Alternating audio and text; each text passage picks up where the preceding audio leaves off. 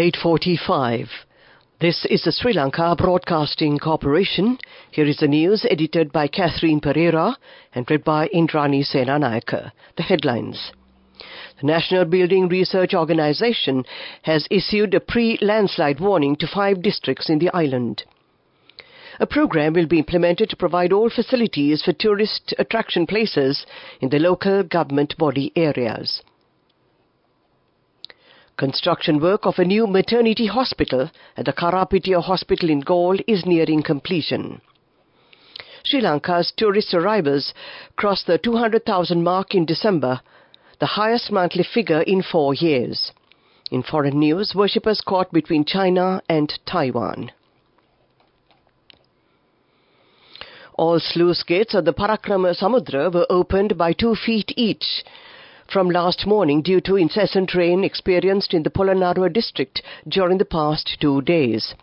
Police said the traffic between Galle and Manampitiya on the Polonnaruwa-Battikala road was hampered due to inclement weather in the area yesterday.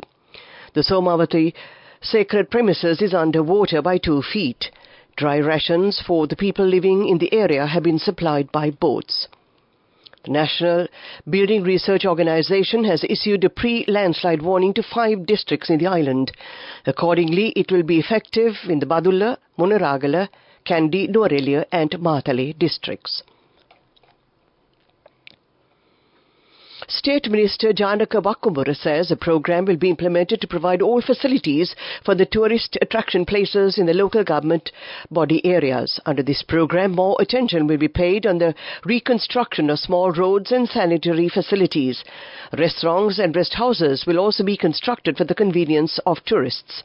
80% of financial grants will be provided by local government bodies. This project will be initiated under the guidance of Prime Minister Dinesh Gunawardena.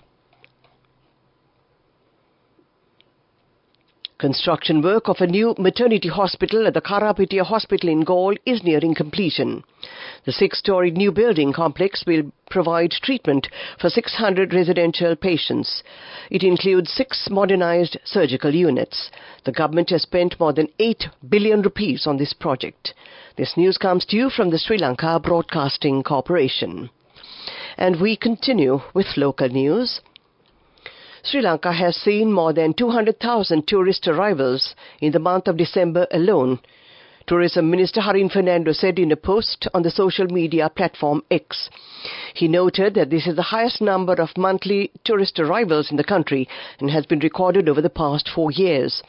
Figures in the weekly summary report published earlier by the Sri Lanka Tourism Development Authority mentioned that 1,476,951 tourists had visited the island between the 1st and the 28th of December this year. Police media spokesman SSP Nihal Thalduwa, lawyer, says that a specific traffic plan will be implemented in the Colombo district. Accordingly, this program will be implemented in Fort, Slave Island and the Kolopitiya areas. This decision has been taken for security reasons in the city, and that ends the local segment of news. The main news story is brought to you by Sinhala Mahatma. It has been noted that the usage of drugs has increased considerably in the recent past. The police has implemented a program to educate the owners of bookshops and trade stalls within 500 meters of schools in police areas. This program will be implemented covering 2,935 Grama Niladhari divisions in 45 police areas, and that was the main news story. The main news story was brought to you by Sinhala Mahatma.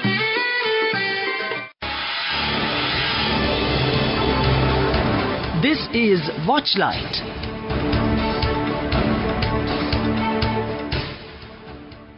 Conducting of all tuition classes in preparation for the 2023 GCE Advanced Level Examination has been prohibited from midnight yesterday, as per an earlier announcement made by the Department of Examinations.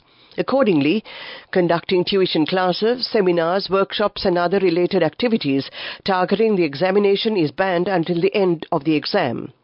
The 2023 GCE Advanced Level Exam will commence on the 4th of January and will be held until the 31st of January. That came to you in Watchlight. Coming up, World News.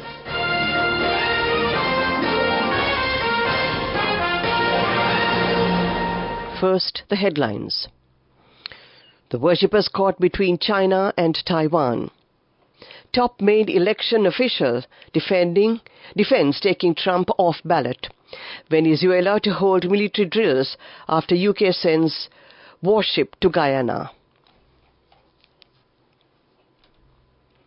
Every year, Chang Ki-chung journeys from his home in Taiwan to China to carry out a sacred duty. He worships Mazu, a sea goddess with millions of followers in Taiwan and ethnic Chinese communities around the world. For them, a pilgrimage to Mazu's home temple in Meizhou in southern China is an essential act of faith. We feel we are Mazu's children, so it's like we are accompanying our mother to visit her ancestral home, said Mr. Chang, who leads a Mazu temple in Taiwan. Maine's top election official said her sacred obligation to uphold the law drove the ruling to remove Donald Trump from the state's 2024 election ballot. Secretary of State Shenna Bellows cited the U.S. Constitution's insurrection clause to remove Mr. Trump, noting his role in the 2021 U.S. Capitol riot. The Democrat told the BBC she was hopeful the U.S. Supreme Court will settle the issue. The Trump campaign has vowed to appeal the controversial decision. 2 states, Maine and Colorado, have now banned the former president from the electoral ballot. Both decisions are on hold, however, until legal challenges make their way through the courts. Venezuela has ordered the armed forces to hold military exercises in response to the UK's decision to send a warship to support neighbouring Guyana. Military leaders said 5,600 soldiers have taken part in defensive exercises on Venezuela's eastern Caribbean and Atlantic coasts. Earlier this month, Venezuelan voters backed the creation of a new state in oil-rich Essequibo. Guyana has administered the area for decades. In a television address on Thursday, President Nicolás Maduro said the exercises were being launched in response to the provocation and threat of the United Kingdom against peace and the sovereignty of our country. To end this bulletin of world news, the headlines again. The worshippers caught between China and Taiwan. Top main election officials defend taking Trump off ballot. Venezuela to hold military drills after UK sends warship to Guyana. That ends this bulletin of world news. Development news. Ittadamiliya Mahaweber will be renovated by the Department of Irrigation. The government has spent 30 million rupees on the project. Water supply will be provided to cultivate 500 acres of paddy lands, and that was development news. Moving on with sports news. The second one-day encounter between the visiting Australian women's team and the Indian women's team is being played in Wankhede. Australia won the toss and decided to bat first. Australian women's team scored 258 runs for 8 wickets at the end of their 50 overs. India scored 161 runs for the loss of 3 wickets at the end of the 34th over a little while ago. That was sports news. On the first day of the new year 2024, when you make your first deposit in any SPI, you will receive a token gift. May this new year bring you happiness, joy, and abundance of savings. National Savings Bank. Business News, sponsored by National Savings Bank, the safest place for your money. Sri Lanka's merchandise exports increased by 4.4% to $968.8 million in November 2023 compared to October 2023 as per the provisional data released by the Sri Lanka Customs. However, it is a 2.67% decrease when compared to the value recorded in November 2022. The estimated value of services exports for the period of January to November 2023 was $2,908.61 million, an increase of 68.72% over the corresponding period of 2022. The services exports estimated by EDB consists of construction, financial services and transport and logistics. That was Business News. Business News, sponsored by National Savings Bank, the safest place for your money. On the first day of the new year 2024, when you make your first deposit in any SPE, you will receive a token gift. May this new year bring you happiness, joy, and abundance of savings. National Savings Bank. And now in economic news. The Sri Lanka Gem and Jewellery Association has raised serious concerns about the government's decision to subject the industry to the value-added tax VAT regime. SLGJA fears that such a move could lead to foreclosures and compel the private sector to relocate overseas or revert to the informal sector. The gem and jewellery industry has until now enjoyed exemption from the GST/VAT and played a crucial role in contributing much-needed foreign exchange and employment to the country. That was economic news. Weather report. Take a look at And finally, we take a look at the weather report.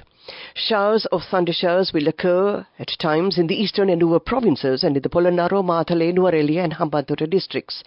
Fairly heavy showers of about 75 millimeters are likely at some places in the island. Several spells of showers will occur in the northern province and in the Anuradhapura and Kandy districts. Showers or thunder showers may occur at several places elsewhere in the island after 2 p.m.